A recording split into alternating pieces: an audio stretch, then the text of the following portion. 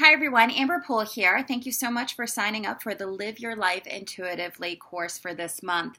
So this course is designed within 4 emails, and that's because living your life intuitively comes in 4 steps. And you will receive a video once a week on doing a different step. Homework will be done at the end, and you also have a few additional assignments in between. I can tell you it is a very, very fulfilling course.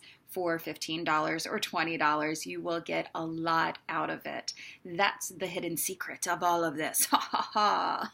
Just kidding. All right, so let's start at the beginning, shall we? What is your intuition? And why should you live intuitively?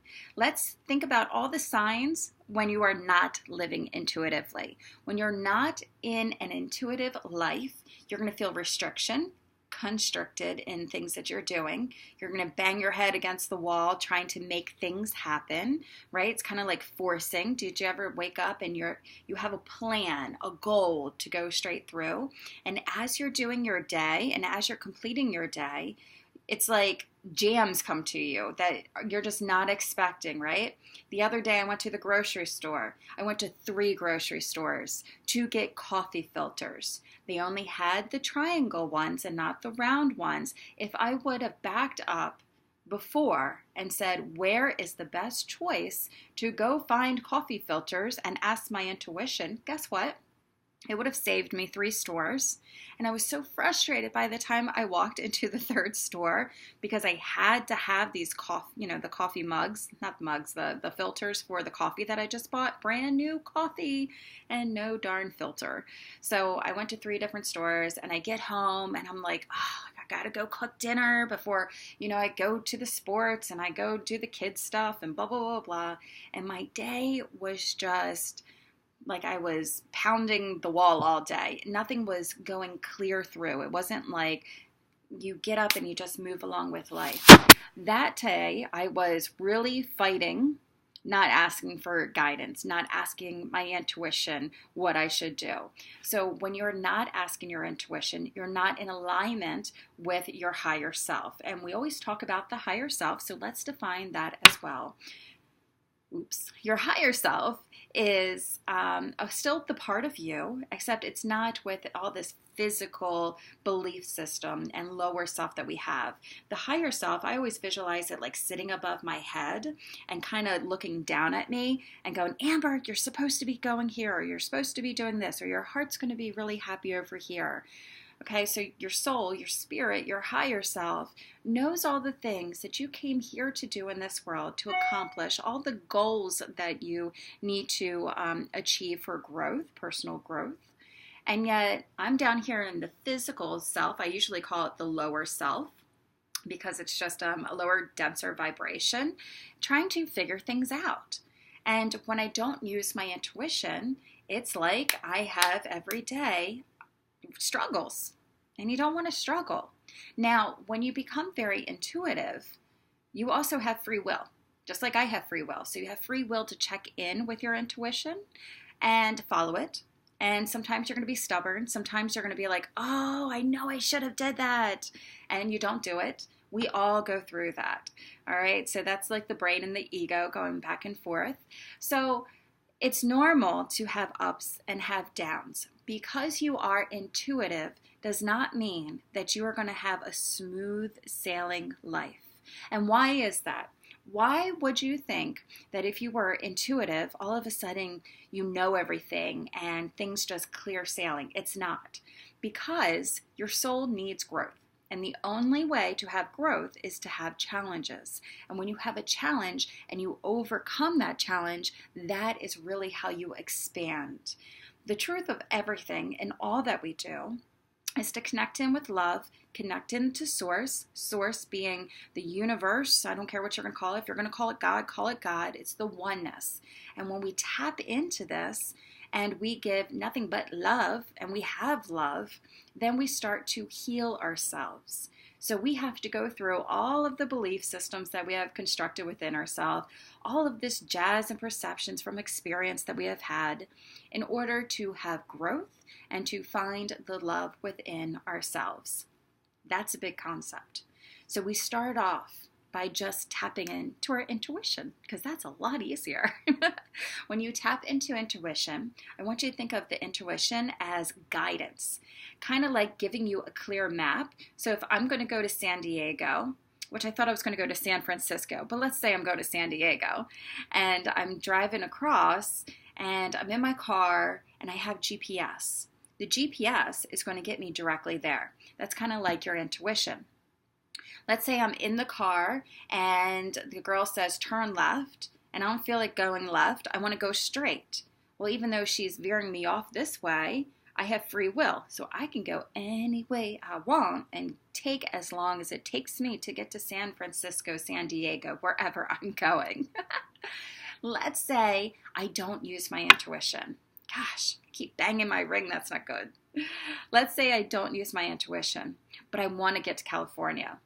How long is that going to take me? I'm probably going to go all over the place before I actually get to California. So you see, your intuition is a guidance. It's the compass that comes within you. It is within all of us. Everybody has this compass. But over time, we shut it out. And why do we shut it out? One, for social norms, because you're trying to fit in to a place. I can remember specifically being in 8th grade, and I can see colors, and I can see people's auras, and I don't know what that means. It just means to me that I see colors. And 8th grade, I didn't realize that that was a vibrational field that people are, putting out there. All I knew was that I see colors, and that was it. So I started to share this information. And as I started to share information, people thought I was weird. And they thought that, well, what is Amber talking about? This girl's crazy. I don't want to be her friend. She sees colors. And that's all I ever told people I saw was these colors. So they wouldn't keep me in their group. In order for me to feel accepted by them, I had to live their standards or their social norms. So, sorry, I'm turning my heater on my feet. So what I started to do was close down my gifts. You know what? I don't like being different. I want to be the same as everybody else, especially when you're in adolescence. I want to fit in with the girls at school. I want to fit in with people. I want to be popular. I want to, everybody to like me, whatever the case was. So I started to close down my gifts, not talk about them, and my light inside me started to go dim, okay? Throughout my whole entire teen years, I'm having issues until I remembered how to turn on my light. But it's not just my light. You guys can turn your light on too. And I do describe intuition as a light because that's how I look at it, a light being turned on. But it's not really a light, right? It's just metaphysically speaking, a light within inside you. All right, so back to your compass. Your compass will direct you where to go when you're supposed to do it. A lot of the things that we want to do in life become energy healers. I know some of you watching this, that's your goal, that's your dream. Some people just want to get high up in business or change their career, whatever they want to do. Sometimes it has to do with the timing. So if the timing is not correct, the timing is not right, they give up on their dreams, they give up on their goals, they give up on their inner desires because nothing's coming out of it. But if you were to tune into your intuition and your intuition says, yes, I have been putting all of these ideas into you, into your head so that you will follow them. It's just that right now is not the right time. So that's kind of like the number one reason why things don't pan out for people, because they give up too easily and because they're not listening to their intuition fully. Well, my intuition said go do this, but what was the timing like? So the first rule to following your intuition or to knowing this so that you do have a better, more clear life ahead of you is to surrender. How many people want to surrender? That's hard. It's hard for the brain and it's hard for the ego to just step back and relax and say, you know what? I don't know what I'm doing. I don't know where I'm going. I don't know what I'm doing. So I'm just going to surrender. I'm going to surrender. And with that comes more opportunities. When we let go of control and having pure control over everything we do, and we say, look, I'm turning it over to a higher power. I'm turning it over and being guided from my intuition. Then our life starts to unfold in different ways. Opportunities begin to open, doors begin to open, things shift and change. I was the most prosperous this one year because I got up every morning. I was so grateful, and I did it by not going, I need to be an energy healer. I would wake up in the morning and I would surrender, and I would say, God, as I like to say God. If you don't want to say God, you can say universe, you can say source, you can say whatever you want to say. Fill in the blank with that. But for me personally, I said, God, I surrender. Show me how I can make a difference in the world today. Show me how I can live to my fullest potential. Show me where I can be of service to people. And I did this every single day for a year. And as I was doing this, I had some amazing opportunities. I'm not just energy healing. I got to solve missing people cases. I got to go into hospitals and help transition people. What else did I do last year? It was a pretty neat year. The paranormal, like there's different things that you can do psychically. So I had all of these opportunities would come to me because I was always open to receiving. Hint, hint, hint. How many of you are open to receiving? So when you surrender to higher power and to your intuition is now the guide. It is not you, that is the guide. So I'm going to pause right here and tell you this quick story. I tell you stories because I want you to understand me and my life so that you don't think that I'm superficial in the way that I do my teaching. It's very organic and everything's very authentic.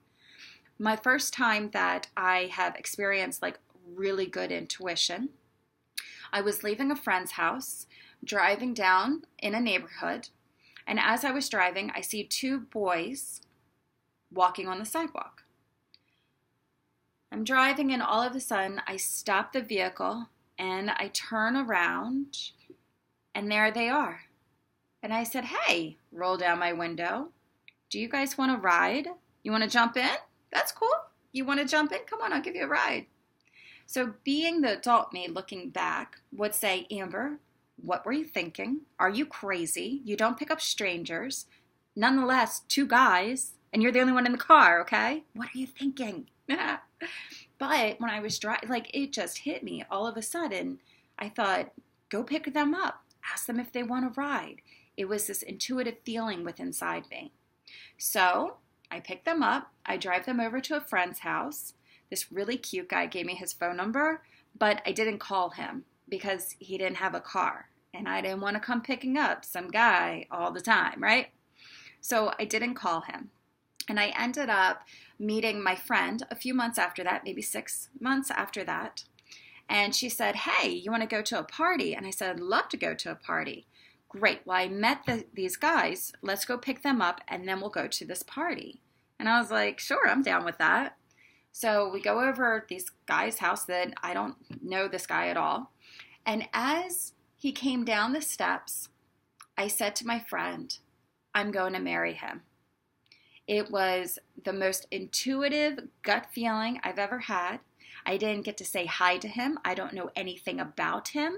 He actually had a dark black hoodie on, so I couldn't really see his face.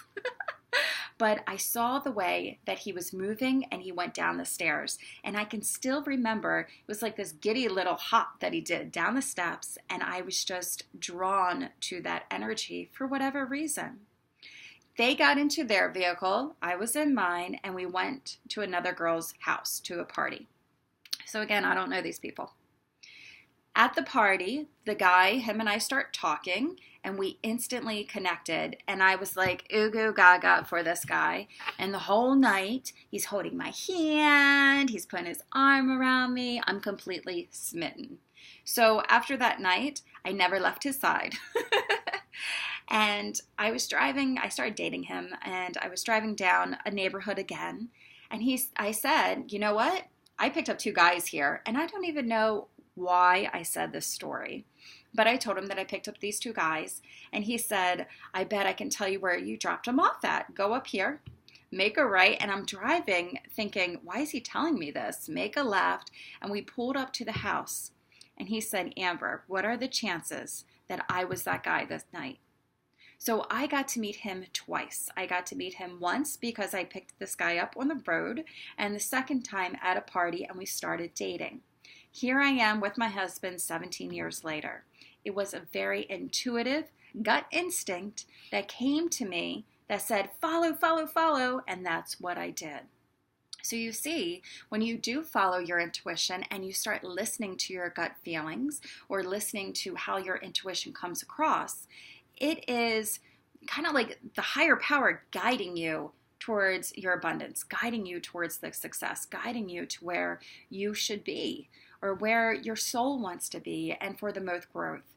And when we finally surrender and stop with the resistance of the ego and the brain, then that's when these doors start to open. That's when miracles happen. And that's when our life really gets, I want to say, crazy and begins to unfold. So step number one, I want you to surrender. I want you to say, God, higher power, I surrender my ego. I surrender. You don't have to surrender at 100%, but I want to make room for my intuition to show me the way, to help guide me, to see where I'm going. So that's the first step. First step is surrendering. Let me take a sip. My throat is sore. All right.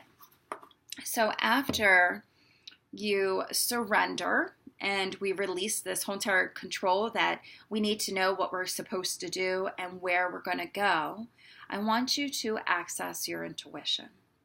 So the intuition is going to look different for everybody because we are all different. So the way that I access my intuition is going to be different from the way you access your intuition.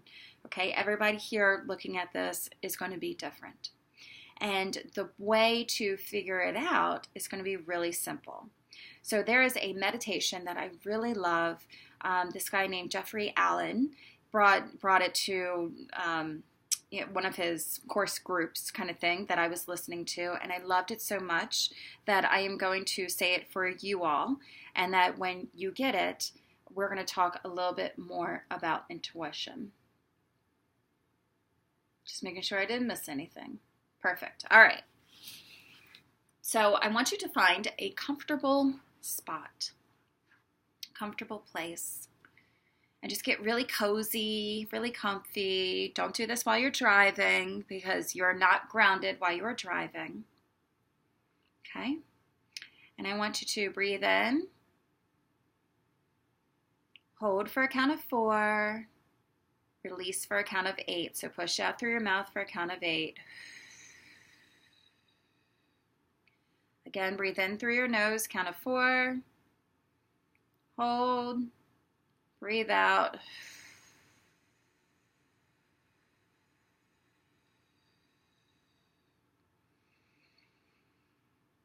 Hold. And out.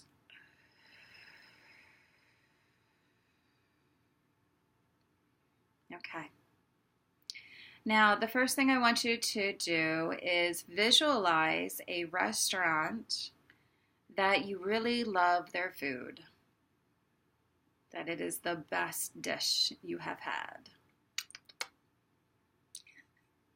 I want you to stand in front of the restaurant and then open the door, and you see all of these seats around you. I want you to go sit down. The waitress is coming, and she is bringing on her platter, I guess it's called. She's bringing you your dish, the dish that you love, the dish that you have been wanting since you walked into this restaurant. You can see the food. You can smell how good it smells. And you can also taste it if you were to take a bite. And then you pick up your glass and you gulp that down. And as you look around the restaurant, you notice there are people there. Is there a lot of people? Are there a little bit of people? Is it loud? Is it quiet? Know how you're feeling satisfied and you're feeling really good in your belly. And now I want you to get up from the table and walk to the door. And you get outside. And now I want you to pick a place that you grew up at. And if it's not your house, it could be an apartment, it could be a friend's house, a grandmother's house. I want you to go back to a childhood place, a house that brings you comfort, brings you joy, and stand in front of the door. And again, if it's not your house, it could be somebody else's house.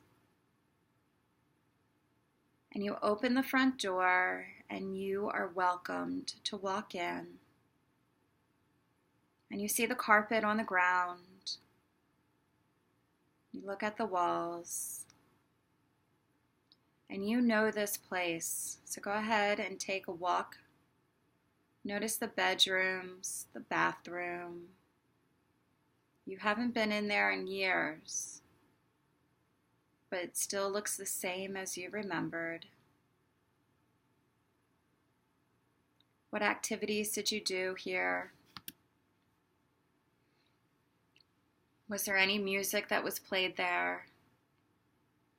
How did it feel? Who was there? And now I want you to walk back to the front door and stand outside the front. And now I want you to travel to a place that you want to go to on vacation. Could be a place that you've been there, or maybe you haven't. Doesn't matter. Any place in the whole wide world you want to go, that's where you're going now. And as you arrive, let me know, what do you see? Look around you. How does it feel being here? And now I want you to imagine a friend with you. It can be any friend that you want to take on this vacation. And I want you to notice how they feel. Are they happy to be there? Are they excited? What are you two doing on this vacation?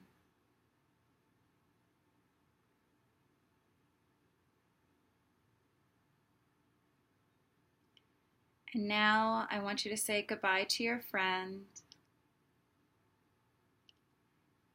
And you visualize being inside your body. With your eyes closed, I want you to imagine or visualize the room that you are sitting in right now. What does the walls feel like? What does the floor look like? Any furniture around you? What are the objects that are there? And now I want you to bring your attention to your feet. You can wiggle your toes. Go back, return to your body, and when you are ready, you can open your eyes. Okay. Now, I love that meditation because it's simple and it's easy. And for people who say that they cannot visualize, I hope you did. All right. So let's go over that technique. We visit a restaurant in the present, right? So you could taste food. Can you taste the food? If you can, I want you to write that down. Can you see people? Can you see the restaurant? Can you see things around you? If you can, I want you to take note of that. What did it feel like when you were in there? What did you hear? Did you taste the food? Take note. Now, when you went to the past, which was an old house that you grew up in. Could you see the floors? Could you see the walls around you? What did you do there? How did it look like there? And then finally, we went to the future. And even if you haven't been there, I know that you could go there. You could imagine and visualize what it's like to be there in the future, even if you've never been there. Like, I'm going to go to San Diego. I can visualize that, even though I've never been there. And then we went back to the present moment to put your body back into this moment in time. And while we did that, you are figuring out how to use your intuition. So your intuition is timeless. Unlike your five senses on your physical body that you have right now, seeing, hearing, smelling, tasting, knowing, you're using your intuition. Your intuition, there is no limitations. You can be anywhere. If you're going to heal somebody and they're not in front of you, then that's not an issue. You can use your psychic abilities to get there because there's no restriction on time. It's limitless. So if there's no space and there's no time with intuition, it means that you can visualize, you can imagine, and you can tap into this higher knowing at any time.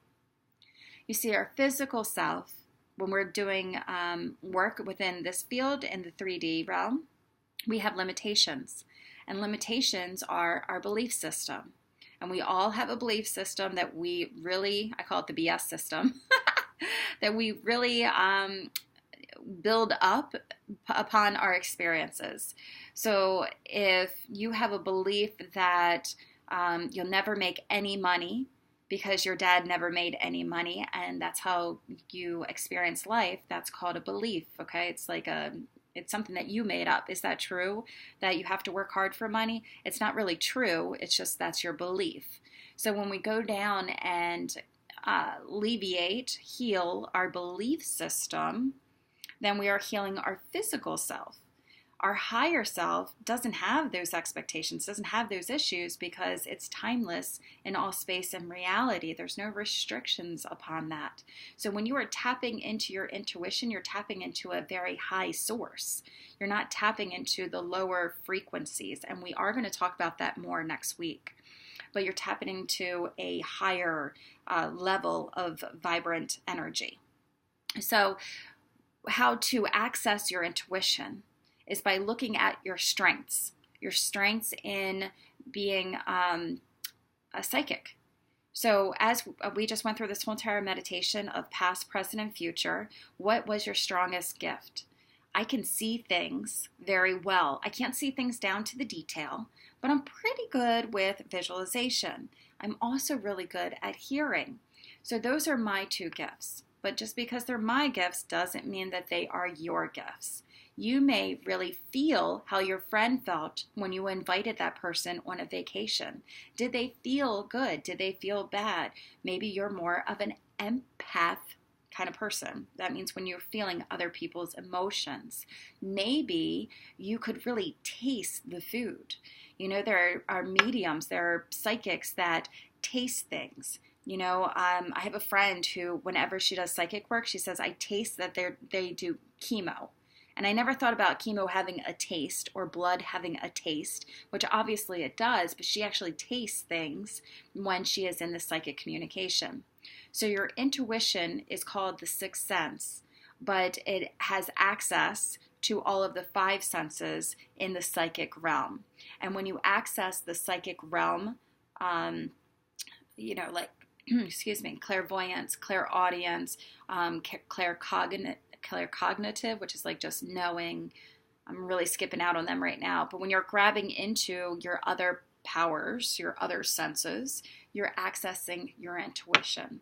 So this week, I want you to find out one psychic gift that you have, and I want you to really work on it. I'm going to give you an email with things that you can do to strengthen your psychic ability as it is right now. Sorry for all these emails coming in. I forgot to turn off the ding beep thing. So I want you to really tune in to the psychic ability that we just went over, past, present, and future, right? Because your intuition doesn't have access to just this physical world. Your intuition can access your past. Your intuition can access your future. You can go way back into the Akashic records. So for now, we're just going to dive in and really tap into how to use our intuition. It's by using your strongest strength. The strength in the psychic world is going to be first. So many people want to open up their clairvoyance. I see dead people. It's kind of like the thing to do, right? Whenever I talk to people, I held this class on clairvoyance one day, and I'm like, so why do you guys want to be clairvoyant? Like, what does it do for you? And they're like, I don't know. Well, why do you want to open up your clairvoyance? I'm not really sure. If you saw somebody on the other side, how's that going to make you feel? Really scared. So do you really want to open up your clairvoyance? Like, I didn't understand. So when you find out what you are good at, and it doesn't have to be the clairvoyance, it could be the clear knowing, it could be feeling, it could be hearing, it could be, taste, it could be smell. All you're looking for this week is one, and we're going to strengthen it. So after you pick one thing, one psychic gift to strengthen, I want you to look over the list, find out all of the exercises, and practice that this week. And then next week, I'm going to have a video for the second thing to do, so that you become more intuitive into yourself, so that you really know your intuition and it grows exponentially. All right, if you have any questions at all, give me an email at thechakradeva@gmail.com. Best wishes for this week. Week 1 is done. Have a good night.